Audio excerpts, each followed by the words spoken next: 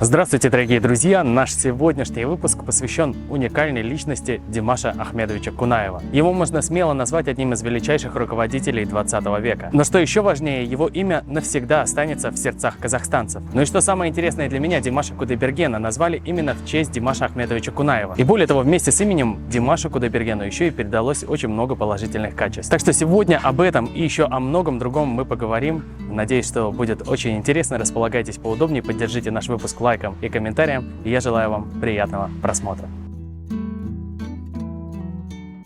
Елена Ивановна, қалайсыз? Сәлеметсіз бе, жақсымын, рахмет. Сіз қазақша сөйлесіз ба? Я сөйлеймін. Енді қазақпын ғой. Просто у вас имя Елена Ивановна. Ну, так получилось, что вообще мои корни находятся в западном Казахстане. Это Быкеевская орда. Вот мои прадеды когда-то по тем обстоятельствам переехали вот в зону. Это зона, то есть это та часть нашей земли, которой нет дорог, но люди знают, то есть кочевавшие народы.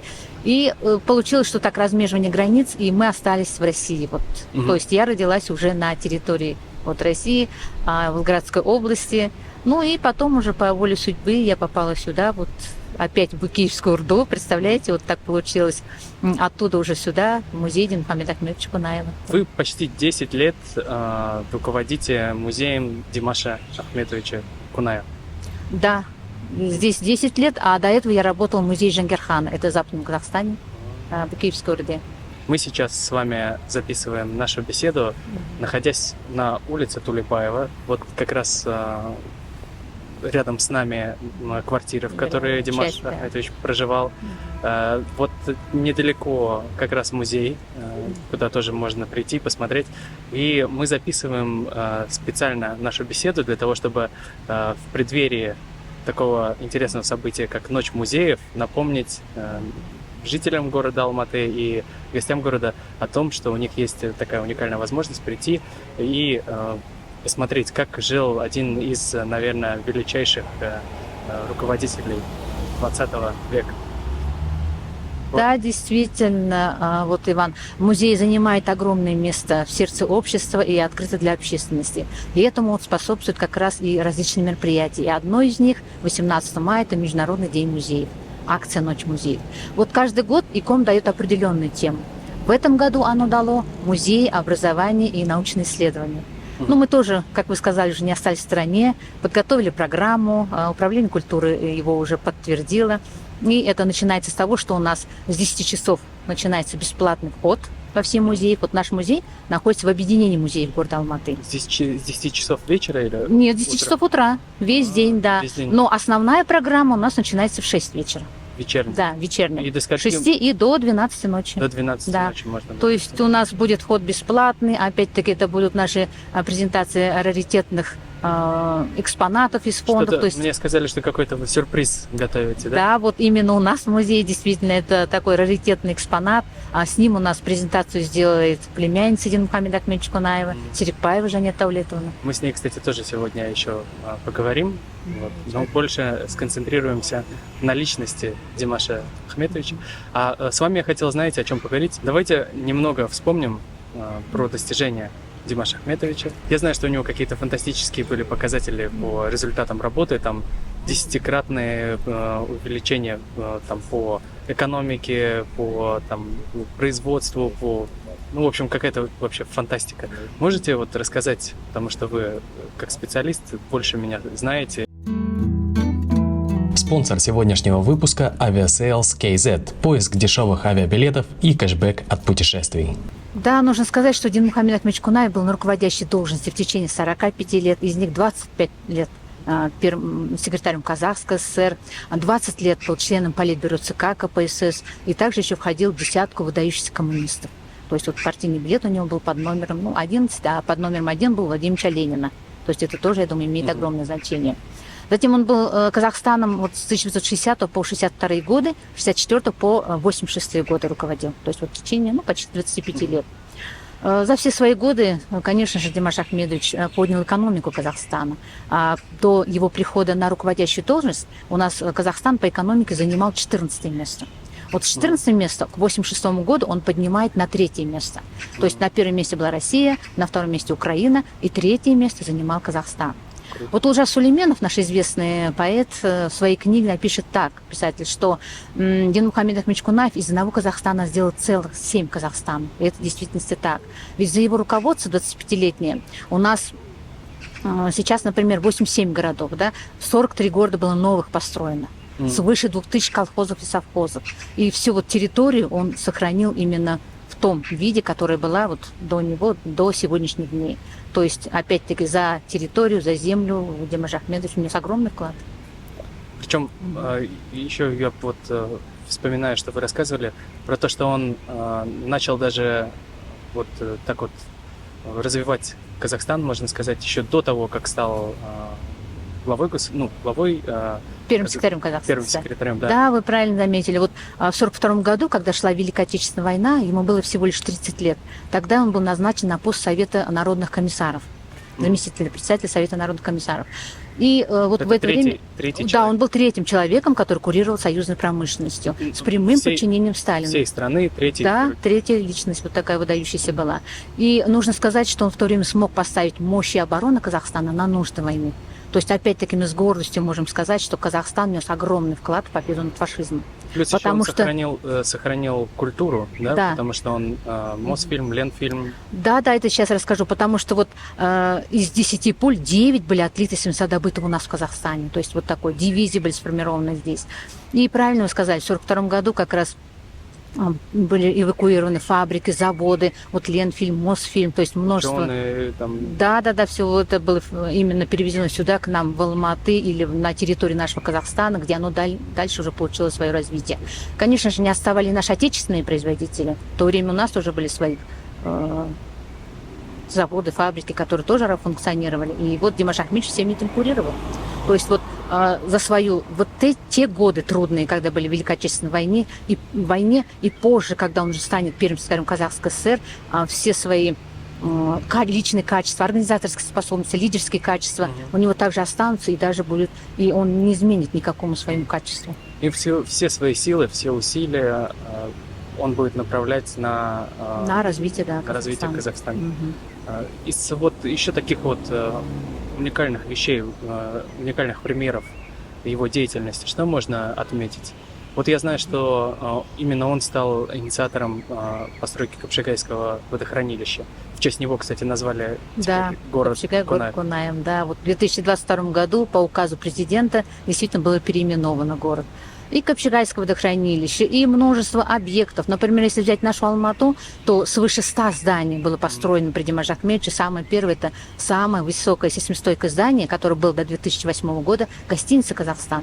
Ведь тоже на его строительство не было одобрения. Сколько было статей, вот плотину на Медео возводили, тоже сколько было критики, сколько было сторонников тех в то время, которые выпускали различные статьи, что этого делать нельзя. Но Димаш Ахмедович, он был ведь горным инженером. Он этим всегда как бы был рад тому, что он горный инженер. И всегда это превозносил, несмотря на свои регалии, там, посты, еще что-то. Он это высоко ценил.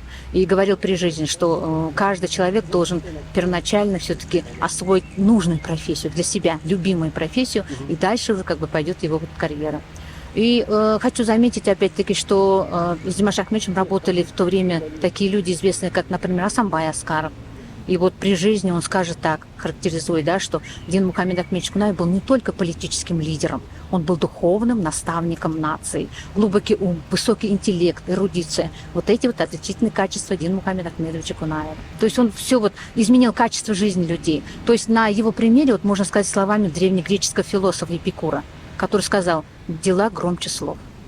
Вот, посмотря на деятельность Димаша Ахмедовича, да, действительно можно сказать, что дела громче слов. Да, я живу, кстати, на пересечении Тулебаева и Текеби, у меня через дорогу баня Арасан. То есть замечательно, удивительно, да, получается, ну, вот его проекты, да, которые по его инициативе были построены. Дворец школьников, цирк, например, вот, и Балаун-Шулака комплекс, проспект Досток тоже полностью вот была, когда при Димаше Ахмедовиче была реконструкция его и построена. Ну, казну имени Аль-Фараби. БАУ тоже, да, действительно, вы заметили, очень свыше 100 зданий, Объектов каких-то. объектов и парки, тут были разбиты скверы, это все было благоустройство полностью в то время от советского периода принадлежит Димашу Ахмедовичу. Это, конечно, КБТУ вот было ранее домом правительства, множество таких зданий. все такое масштабное, построено мощно, да, удивительно. Но при этом надо сказать, что у него после, ну, когда он, можно сказать, вышел на пенсию, Жизнь, да, у него, получается, осталось только деньги, чтобы выкупить свою же собственную квартиру. Ну, при жизни Димаш Ахмедович говорил так, что и в жизни, и в работе он всегда придерживается 3 принципов. Это первое – скромность, простота, честность и принципиальность. В действительности вы заметили, что на момент его ухода из руководящей должности у него осталась только 4-комнатная квартира, которая сейчас у нас является мемориальной частью. Основные посетители у нас как раз, когда приходят, хотят увидеть именно квартиру. То есть как он жил, что было там. Да. А там очень интересно, аура необыкновенная. Там вообще без изменений. Да, это вот благодаря Диару Аскаровичу. Хотя он жил там после его ухода из жизни 12 лет, но тем не менее, когда передали уже на баланс нашего акимата, то осталось без изменений. Все как при Димаше Ахмедовиче. То есть и свыше 5000 книг, его зажигалки очень уникальные. То есть люди приходят посмотреть это все. Соответственно, мебель и все, что было с тех времен. Да, Зухра Шарипова, к примеру, сама то, что выбирала шторы, там, люстры, да, под цвет каждой комнате, это просто нужно прийти, этим насладиться, увидеть и узнать, да, что такие чистые и честные люди жили в этой квартире. Да. Говорят, что он все чеки хранил за все свои поездки, все свои покупки, чтобы даже мысли ни у кого не было, что он где-то там телевизор получил как взятку или еще что-то. То есть он такой был. Ну, это, знаете, Иван, это уже, наверное, после пришла такая мысль. А он же на самом деле очень пунктуальный, честный, дисциплинированный человек.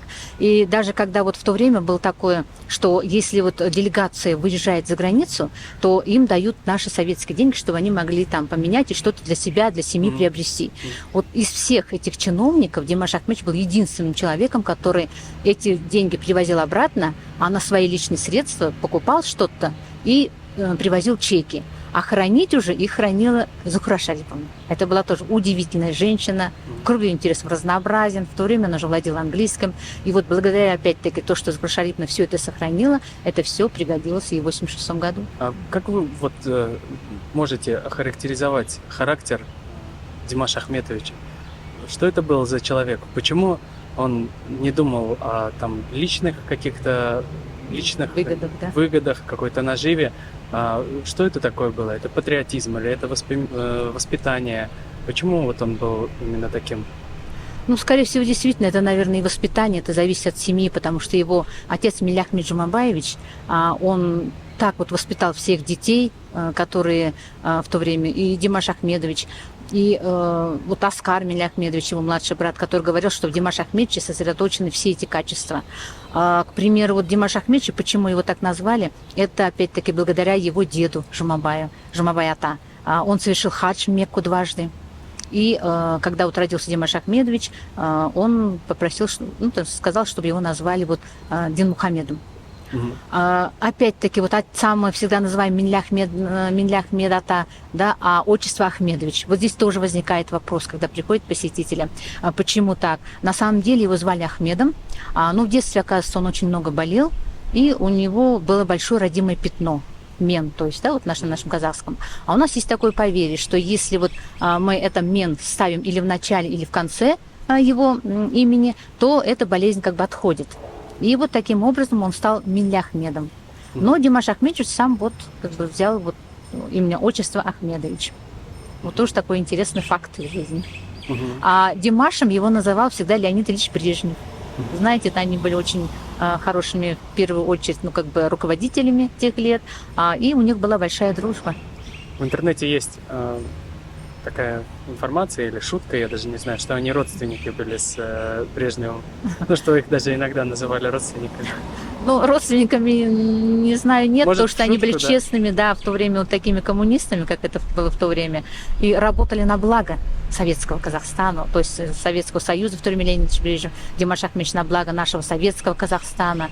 И вот это его честность, принципиальность, опять-таки, его дисциплинированность. И ровно, если куда-то выезжали, тут, например, было сказано, 8 мы выезжаем, он из дома выходил ровно 8. Ни минуты позже, ни минуты раньше. То есть вот такая была пунктуальность. И в своей книге же «От Сталина до Горбачева» Димаш Ахмедович есть такие слова, где он пишет, что если он запланировал какое-то мероприятие, оно состоится в любую погоду и назначенное время. То есть, опять-таки, ни минуты раньше, ни минуты позже. То есть это вот такое было, наверное, все-таки его девиз или как бы его работа. Жизненный принцип. Да, или жизненные принципы, правильно говорите, да, чтобы не отступать, чтобы все было вовремя сделано.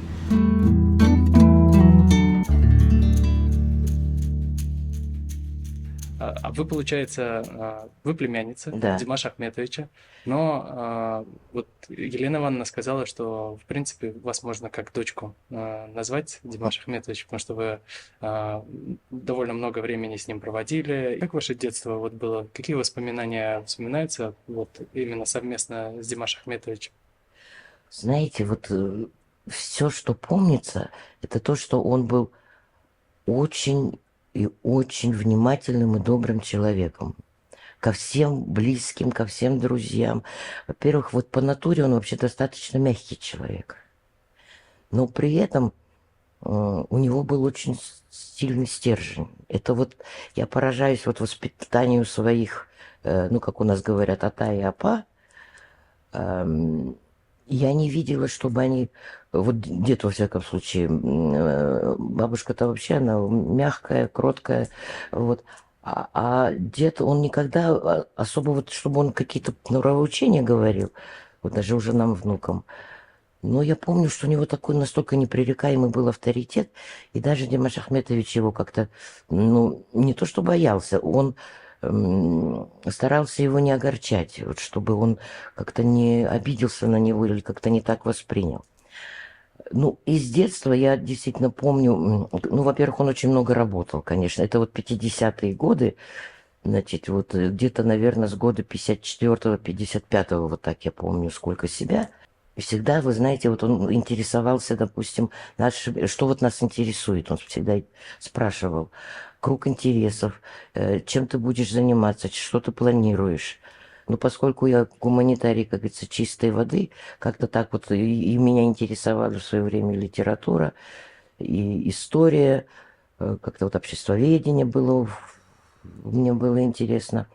Он мне как-то вот тоже так поучаствовал, можно сказать, в моей такой дальнейшей судьбе. Он мне порекомендовал все-таки историей заниматься. То есть он был, ну так, видите, получилось, что старшие сестры, они еще до войны вышли замуж и жили с мужьями за пределами Алматы с детьми.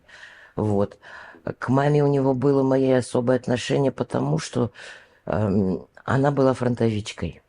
Она добровольцем пошла на фронт, она была связисткой, 7 лет она воевала.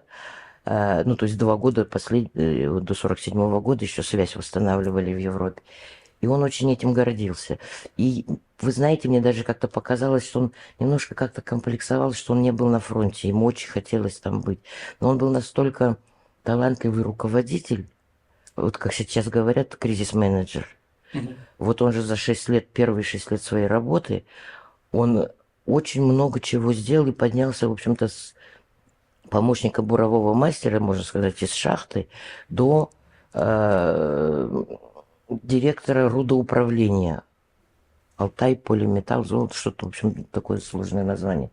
Это за 6 лет. Это на 2-м году своей работы, в 1937 году, он уже был удостоен медали за доблестный труд. Его Калинин лично вручал ему эту медаль. Этот человек был просто беззаветно преданный своему делу. Он был высокий профессионал. Потом, вы знаете, я вот считаю, что вот его поколение – это те коммунисты, которые себя ничем не запятнали. Они не участвовали ни в репрессиях. Это были такие ну, может быть, где-то, можно сказать, прекраснодушные, может быть, где-то мечтатели, но, во всяком случае, это были чистые и преданные люди. Партии, пусть это будет громко, как бы ни говорится, они были настоящими коммунистами, как они это видели. И существовала партийная этика, партийная совесть. И они очень этого придерживались. Это было стыдно сделать что-то не так и оказаться вот как-то в плохом свете перед людьми. Поэтому он очень многого требовал от себя в первую очередь. Поэтому у него были полные основания требовать что-то и от других людей. И вот сколько людей с ним не работало, ни один не сказал, что он кого-то оскорбил или просто хотя бы чуть-чуть там обидел тоном каким-то там, я уже не говорю повышенным голосом или уж тем более нехорошим словом. Этого не было никогда. Но бывали случаи, когда он так реагировал, что люди говорили, лучше бы выматерил, как говорится.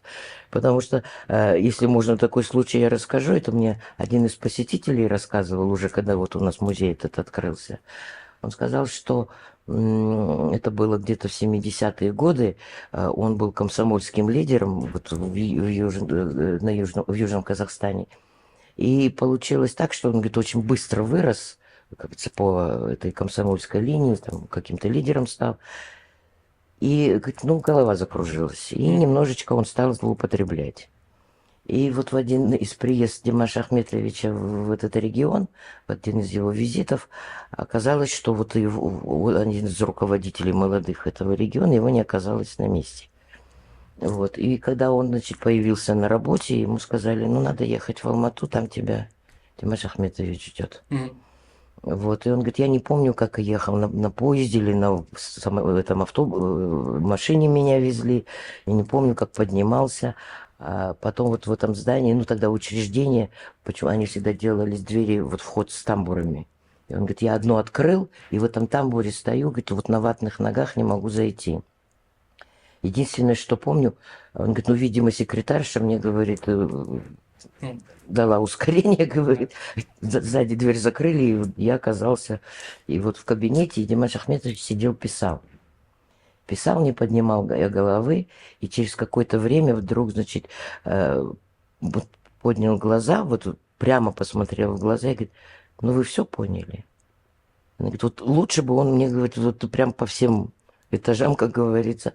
У меня, говорит, прям на генетическом уровне все это вот злоупотребление, все, говорит, покинули нас. И, говорит, говорит, вот, понимаете, он умел с людьми не то что себя вести, он очень любил людей, вот что. Вот что я считаю сейчас очень потеряно. Сейчас начальники, они же себя несут. Они где-то вот выше земли, между небом и землей, да, они устремлены там вот в свое светлое будущее. И люди, ну как так вот, поскольку... Я даже вам расскажу такой случай, его отношения вот с секретаршей. Когда, ну если вы, наверное, нашу историю не очень хорошо пока знаете, было время, значит, когда в 62-м году, вот еще при Хрущеве, он тогда пытался отдать наши северные регионы, чтобы, вернее, Целинный край, чтобы потом к России это отошло. Мангышлак, он тоже сказал, что казахи еще не очень хорошо, вернее, могут не справиться с добычей нефти, поэтому лучше передать этот полуостров туркменам. Удалось отстоять. А южные регионы, вот как раз хлопосеющие, голодная степь, он тоже, значит, Хрущев как раз приехав вот в Южно-Казахстанскую область, опять поднял этот вопрос, вот надо передать. Узбеки лучше выращивают хлоп. И Димаш Ахметович опять стал возражать. Он сказал, что меня народ не поймет. Это самый густонаселенный регион. И хлопок мы выращиваем, тут и сады, и, в общем, и овощи, и фрукты, и все. Тем не менее, нашелся один человек, Ислам Юсупов, он был, по-моему, секретарь одного из райкомов, если мне правильно, если память не изменяет. Вот. Ну, видимо, решил сделать карьеру товарищ. И он обратился потом к Хрущеву, по-моему, поехал в Москву и сказал, вот товарищ Кунаев не все понимает, он все-таки, ну, как бы наездами бывает, а мы-то вот живем в этом регионе, поэтому мы согласны. И вот тогда эту часть как раз Казахстана передали Узбекистану. А Димаш Ахметович за его несогласие значит, с первых секретарей уволили. Он тогда решил уйти сразу в науку. До этого он же был президентом Академии наук, но все-таки такую личность, как говорится, такого руководителя не хотелось терять, его назначили премьер-министром. Но вот в 1964 году Леонид Ильич стал генеральным секретарем. Вот, а с Димашем Ахметовичем у них уже на протяжении где-то 10 лет были отношения хорошие, потому что Брежнев здесь работал у нас небольшое время. Был вторым секретарем ЦК в начале 50-х годов. В Целино они вместе поднимали. Вот. И Димаш Ахметович был возвращен на свой пост. И тогда, значит, ему представили новую секретаршу. Вот она, к сожалению, буквально в январе, по-моему, скончалась, Зинаида Петровна Жукова. Такую вещь она мне рассказала, вы знаете, о которой мало кто знает. Это ее личная история. Она сказала, что где-то в 70-х годах у нее в течение одного года подряд с разницей в 2-3 месяца случилось 3 страшных несчастья. Вот тяжело заболела и умерла от тяжелой болезни ее еще не старая мама. Едва пережив, и даже еще не пережив, может быть, переживая это страшное событие, у нее в автокатастрофе погибает муж. И буквально еще где-то через 3-4 месяца трагически погибает единственный сын, вообще единственный ребенок. Понимаете, вот ее состояние, да? Вот, она говорит, конечно, мне все эти время помогали, там и материально, и были люди рядом, но просто у нее родни немного было. Вот. Ну, вот с работы все это было. Но когда 40 дней с последнего события прошло, Димаш Ахметович позвонил и сказал, Зинаида Петровна, надо выходить на работу. Она говорит, ну как же так, у меня же, я, ну, под транквилизаторами, там, под различными препаратами, я, говорит, как зомби, я, говорит, плохо понимаю, соображаю, памяти вообще нет. Он говорит, именно поэтому надо выходить. Завтра за вами придет машина. Она говорит, машина пришла, на работу привезли, вот он меня, значит, встретил в приемной, все, значит, показывает мне, говорит, как бы впервые. И еще 2 молодые женщины рядом. И я, говорит, так спросила, говорю, а кто это? Он говорит, не обращайте внимания, это ваши помощницы. Вы теперь у нас старше стали, как бы там уже должность немножко другая. Вот, чтобы по кабинетам вы не бегали, вы их будете, значит, вот отправлять с бумагами. И она говорит, я через какое-то время только узнала, что это были психологи, которые исподволь со мной работали и выводили из этого состояния. То есть, чтобы не унижать человека вот походами там, к психотерапевтам, да, вот комнаты разгрузки, как тогда были, психологической. А вот понимаете, вот такое бережное отношение к любым, ко всем людям. И ведь надо же отдать должное. Они проработали вместе вот с 64 по 86 год. Вы понимаете, 22 года подряд. Вот он даже вот на таком уровне, он был верным человеком. Он был порядочным. Вот запросто мог поменять, как вот сейчас, что не год, то помоложе, покрасивше, как я говорю, ножки подлиннее, юбка покороче. Нет. Это вот такой настолько, понимаете, даже вот в этих человеческих отношениях очень тонкий человек. И это вот как-то всегда чувствовалось. Потом, вот когда он учился в Москве, он очень хорошо, тепло вспоминал о том, что к ним... Вот все-таки государство, как бы не говорили, не ругали советскую власть, но бывали очень светлые моменты. Государство было озабочено тем, что студенты, приезжающие, ну вот молодежь, приезжающая учиться в Москву, в Ленинград, в основном это дети, ну, в общем-то, из простых семей. А тогда же, ну, в те годы это был бум знаний. Люди ехали на перекладных, там, не знаю как. Вот. Но дело в том, что надо было поднимать не только профессиональный уровень, вот обучать профессии, но и культурный уровень поднимать.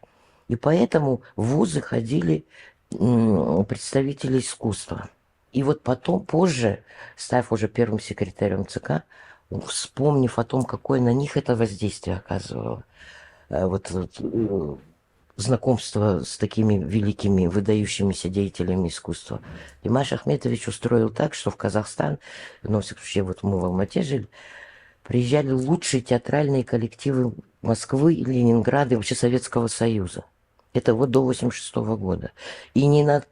Как вот сейчас антрепризные спектакли, день-два, да, 3-4 актера, тогда на полный гастрольный цикл, 3-4 месяца. Можете себе представить?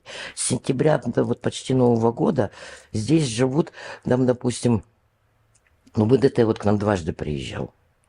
Современник тоже дважды, еще при Ефремове и позже при Галине Волчек.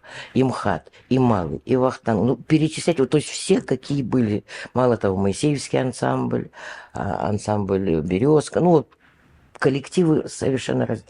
Понимаете, какая обстановка? Можете себе представить в городе, когда вот у нас здесь Казгу недалеко, значит, в гостинице Алмата живут актеры, вот буквально квартал вверх поднялся, Кафт идет навстречу, или потом другой. Юрий Соломин, значит, Гоголева, Вертинская молодая. То есть это... И потом они же к нам приходили, беседовали со студентами. Представляете? У нас в университете было такое общество, руководитель почему-то назвал его общество «Семи муз». Вот я там старостой была какое-то время тоже, встречали их. Это просто неизгладимое впечатление. И эта атмосфера, она была и в городе, и в стране. Вот я не знаю, это, может быть, и оправдана такая ностальгия, как говорится, по своей юности, но все, вот мне не дадут соврать многие. Алмата была другой, страна была другой, потому что руководители были, это ж люди другой формации, люди другого воспитания. Они все тоже, в общем-то, self-made men, как говорится, каждый сам себя сделал. Они сами, они, во-первых, все были высокопрофессиональными людьми. Вот тут никак не отнимешь этого. Династия Кунаевых, очень много же людей, которые добились Да, больших высот. да, да. Вот. Ну, все точно образованные, Да, да, но есть и те, кто там большую карьеру сделали. Правда, что отказывался помогать вообще? Да. Вот когда Димаш Ахметович стал премьер-министром, этого мы не знали, один из министров потом сказал.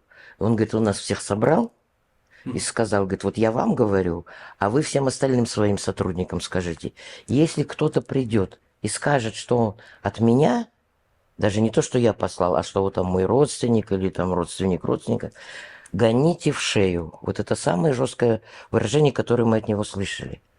Никогда. И вы понимаете, тут действительно, и дед всегда такое говорил. Сладок только тот хлеб, который ты сам заработал. Никогда не пытайся вот что-то переступить.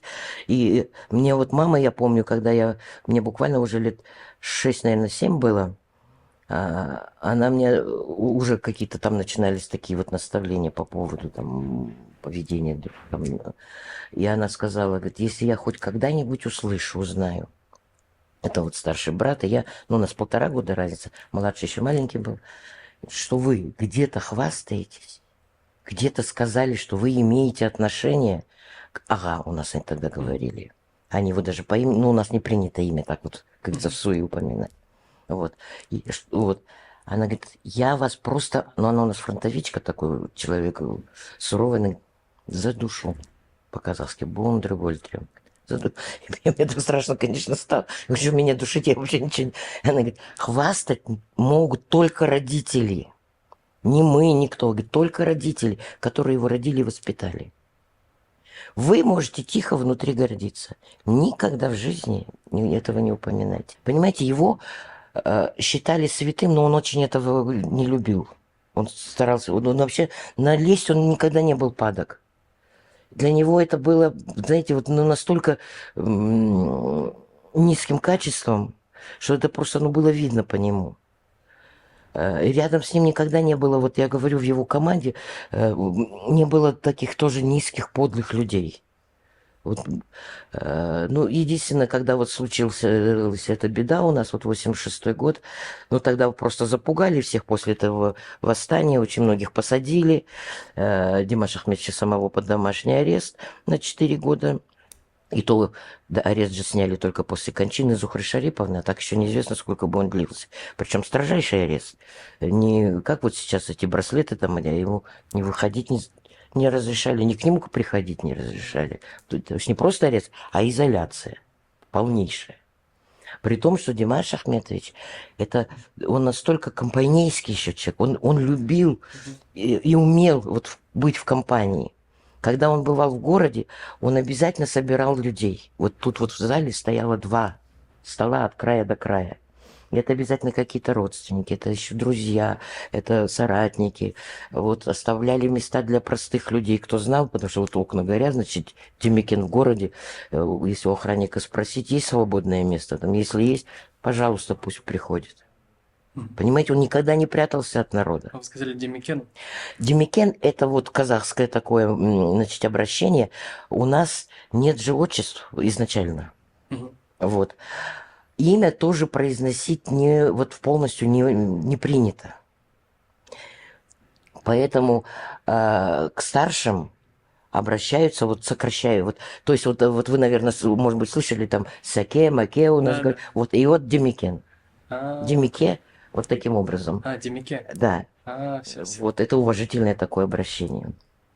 Ну, кстати, сейчас рассказываете про характер, про воспитание Димаша Кунаева. И прям я вспоминаю про Димаша Кудайбергена. Вот ведь его назвали в честь Димаша Ахметовича. Это запад Казахстана. Казахстан огромный. Ну, Димаш Ахметовича, конечно, везде знали. Он везде по всему Казахстану ездил. Он не открывал там в честь себя какие-то большие торговые центры и так далее. Он по регионам ездил, в самых маленьких поселках бывал. Вот. И пользовался поэтому огромным авторитетом и любовью. И вот то, что там мальчика назвали в честь такого человека, и всегда есть же такое поверье, что лучшие качества того человека, в честь которого тебя назвали, ты должен перенимать. Ты должен на эту фигуру равняться. И вот я считаю, что этот молодой человек, представитель нашей страны, он, конечно, очень достойно несет это имя. Вот, имя само по себе красивое и обязывающее. Вот, то есть он, может быть, я вот, например, это мое действительно личное мнение, что он второй после Димаша Ахметовича, кто вот так прославил Казахстан. Вот, в таком масштабе и с такой хорошей стороны. И как человек, и не только как исполнитель. Все говорят о его воспитанности, о его человеческих качествах, и это видно. Понимаете, вот как говорится, то, что когда есть печать на лице, ее, как говорится, ничем не сотрешь. Вот это. И поэтому надо все-таки много внимания уделять общению внутри семьи. Сейчас какая-то разобщенность, да, и вот опять-таки, это с другой стороны время, это не брюзжание старого человека, что все в гаджетах сидят. У меня одно время было, когда внуки приходили, уходили, и потом я говорю, спасибо, навестили бабушку, повидала ваши макушки, все, теперь они уже повзрослели, теперь уже такого практически нет. Знаете, надо все-таки, наверное, опять-таки, может быть, это избитая фраза, но я считаю возвращаться к народным традициям. Это в каждом народе почитание старших и уважение младших. Каждый человек – личность. Дело в том, что есть же, опять-таки, я говорю, банальные, наверное, но общечеловеческие ценности. Есть 10 заповедей, о которых тоже… все известно давно. Но просто это время, оно как-то эти ориентиры все перепутала, разметала, я не знаю как. Действительно, наверное, то, что, как некоторые называют, лихие 90-е, разные эпитеты в это время вкладывают, но, видимо, в то время, в которое людям приходилось безумно много работать и меньше уделять время детям, понимаете, такие как наш этот недавнешний опозоривший Казахстан человек, такие выросли. Родители времени не уделялось воспитанию должного внимания. Одет, обут, в Англию отправили, отучился, по телефону позвонили, там назначили. Тогда такого не было, тогда было стыдно это. Но надо действительно... Я помню, старички гуляли по аллеям, тут очень красивые были. Вы же видели, какие у нас эти скверики, все. Было... такое настроение, все в хорошие теплые дни выходили гуляли, общались. Алмата маленький город, все друг друга знают, вот, и поэтому это было как-то все очень по-домашнему. И я считаю, что нужно вот к этому стремиться, начинать с семьи. Все начинается с семьи. Не зря же, не помню, кто из великих сказал: скажи мне, из какой ты детской, тогда я буду судить о тебе как о человеке. То есть кто в какой детской вырос. Ну, это образное выражение. Понятно, что это говорит о том, кто тебя окружал, в какой среде ты рос. Это очень важный момент. Без этого, конечно, трудно сформироваться какой-то глубокой, такой честной, порядочной личности. Я знаю, что Димаш Ахмедович, он ходил вот отсюда пешком на работу, и поэтому я вот стараюсь с него брать пример. Примерно такая же дистанция. Я, конечно, не в здании правительства хожу, там в обычный коворкинг, но вот тоже стараюсь ходить пешком, вот там на автобусе ездить, там, то есть и тоже принципы его применять Быть ближе в к работе, общественности, да, быть к людям. проще, спокойнее, там, трудиться больше делами, чем словами, подтверждать там свои какие-то заслуги там или что-то такое. Как сделать нам сейчас, чтобы вот эта память, она сохранилась, и не только сохранилась, но и распространилась среди молодежи в век интернета, в век ТикТока, и когда молодежь, она не хочет сильно утруждаться, а хочет, но зато хочет быстро стать миллионером.